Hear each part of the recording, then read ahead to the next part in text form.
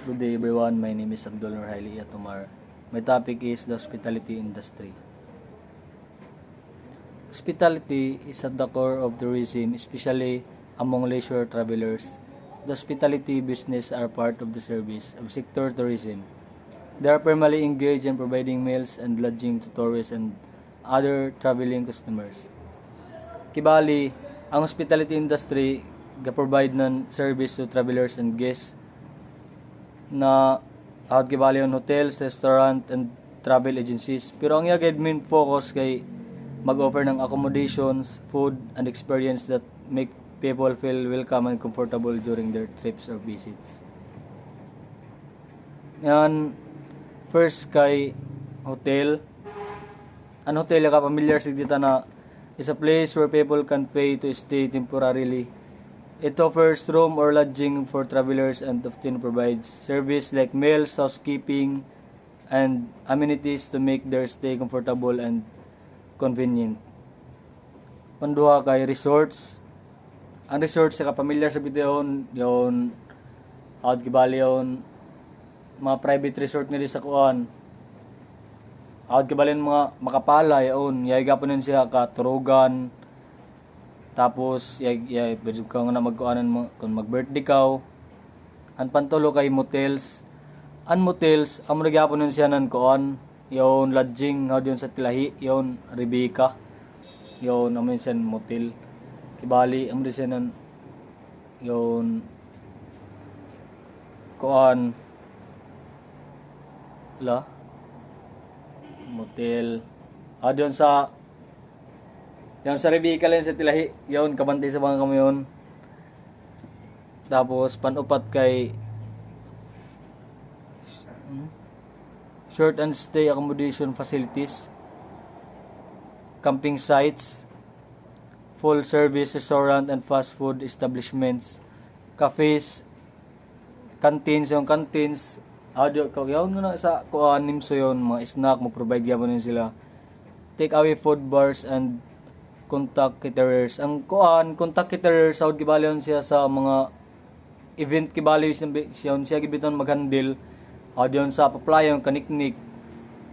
Yun gibali magkontak ko sa yanan online tapos gibali siya may kasal, may birthday, kontakon mo siya tapos siya na bahala tanan yatag mo ng kwarta. Food service industry. The food service industry covers a wide variety of businesses that serve food and drinks. This sector is usually associated with cafes or restaurants that provide dine or eat in services. The group also includes fast food companies, bars, takeaway food business, and caterers, the food service industry. Maybe one of the busiest companies in tourism as they need to prepare meals and fresh food products several times a day. Food service business manage a large volume of transaction and ensure consuming products to quality and clients and satisfy their taste.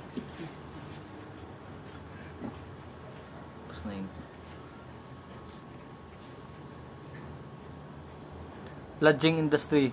The businesses in the lodging provide the base to host guests and provide amenities for tourists. They also offer services for meetings and special functions. The lodging industry is usually associated with hotels that offer amenities to guests who wish to spend at least a night in a destination. They also include resorts that provide entertainment, shopping, and other activities. So guests no longer need to leave the property. The lodging industry also includes motels for travelers with vehicles and need of a convenient parking space. Out gibalin sa kuan, inin sa Shasin, yon ngadto sa Atbang o yao sa bila parking area ngadto sa Luyo kay para gibalian kung gasakyanan ka makaparking ka ng tadong kibali kuan nagibalon siya ano pa yung bonus na kan kay an iban sagud na hotel wala ila parking area ngadto ra gibalon sa dito sa Siargao way parking area ngadto mga hotel kaya unto gibali sa karsada i parking nila masakyanan. O safety sa siya na lugar pero di lang kakumpensahan kay yay sagud basin yay man trip ba yung mga hubog, makuanan masakyanan. Website provide a number of recommendation on where to stay. Example include the website of Guide of the Philippines where you can view lodging businesses and book a room of your choice. Thank you. Hmm? Thank you for listening. Starting the topic. Tapos na yun. Thank you for listening and that's all from my topic. The hospitality industry. Example of website of guide the Philippine where you can view lodging. First is El Nido, Palawan. El Nido, Palawan is a Philippine municipality of Palawan Island. Is known for white sand beaches, coral rivers, has the way of gateway to Bisquita Archipelago, a group of islands with steep Carp's Cliff. Menelok Island is framed for the clear waters of its. Second is Boracay Island. Boracay Island is a small island in the central Philippines. It's known for its resorts and beaches. Along the west coast, White Beach is baked by palm trees, bars, and restaurants. The third one is Siargao Island. Siargao Island is a teardrop-shaped island in the Philippine history. Sea situated 19.6 kilometers southeast of Tacloban. It has land area of approximately 437 square kilometers. The fourth one is Bohol Island.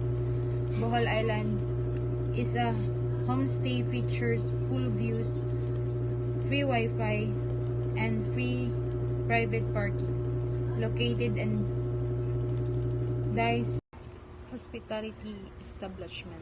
Hospitality is a critical component of service industry, and it's something that can make a big difference in the customer experience. Establishment, the hospitality are hotel, motel, or any business, however organized, that sells food, beverage, or both or consumption by patrons on the premises. Hospitality induction to hospitality.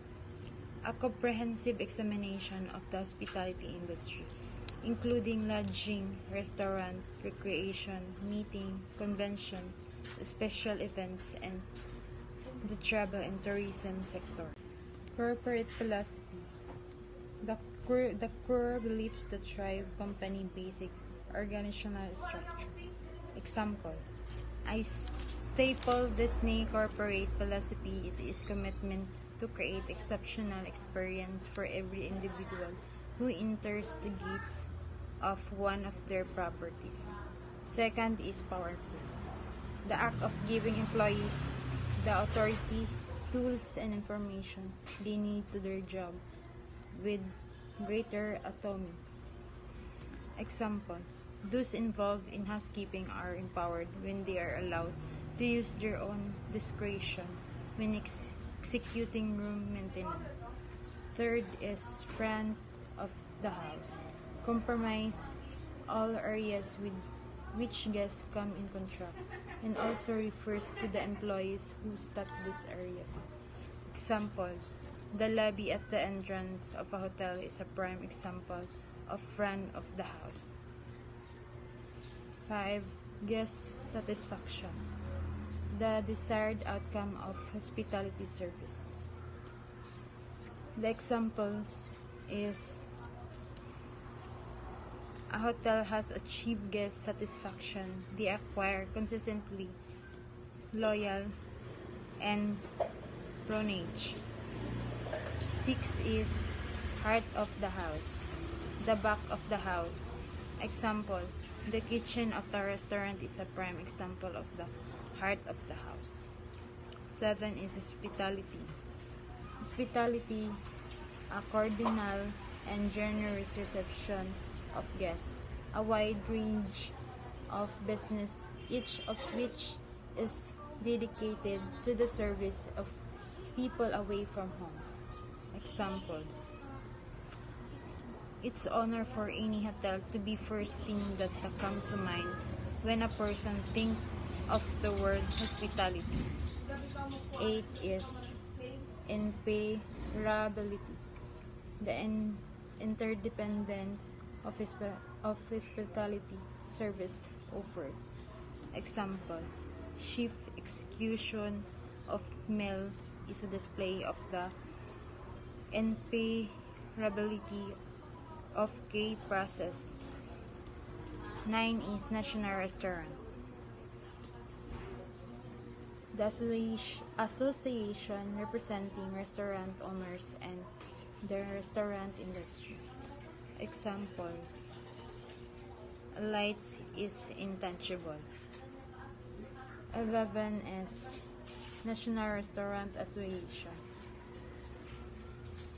The associate representing restaurant owners of the restaurant industry.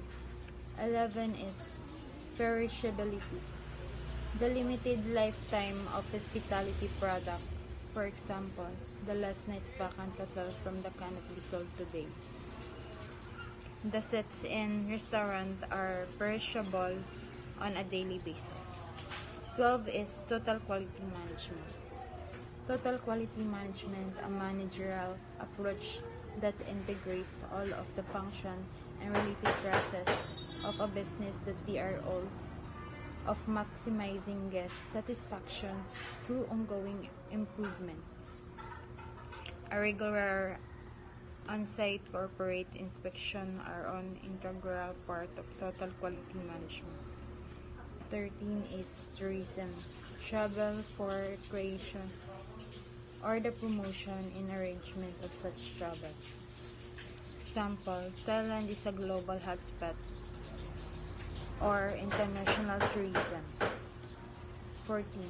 Sustainability, the ability to achieve continuing economic prosperity while protecting the natural resources of the planet and providing a high quality of life for its people and future generation. Recycling is a common sustainable practices. 15 is return on investment, an important financial measure that determines how well manager use business asset produce profit. Example is every stockholder will ideally like to have an significant return on